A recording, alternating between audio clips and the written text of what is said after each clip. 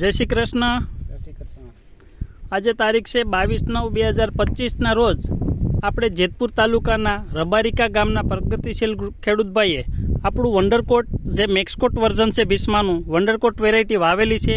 તો ફિલ્ડ ઉપર આવ્યા તો આપણે ખેડૂતના મુખેથી સાંભળીએ કે હાલમાં જે વેરાયટી છે તેના ખેતરમાં કેવી લાગી. તો વંડરકોટ વિશે તમારું આખું નામ?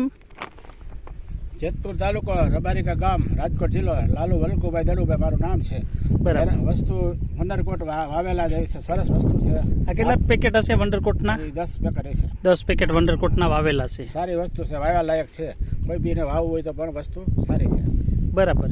ઝીંડવું કેવું દેખાય તમને? બહુ મોટું સારું છે.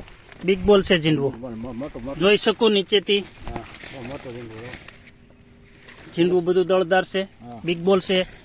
80% ઝીંડવું 5 પેહી વાળું છે. હા, બહુ સરસ વેરાયટી વસ્તુ સારી. પૂર્ણ સારું છે. રોગ જીવાત સામે કેમ છે? રોગ જીવાત ઓછા રહી. બરાબર.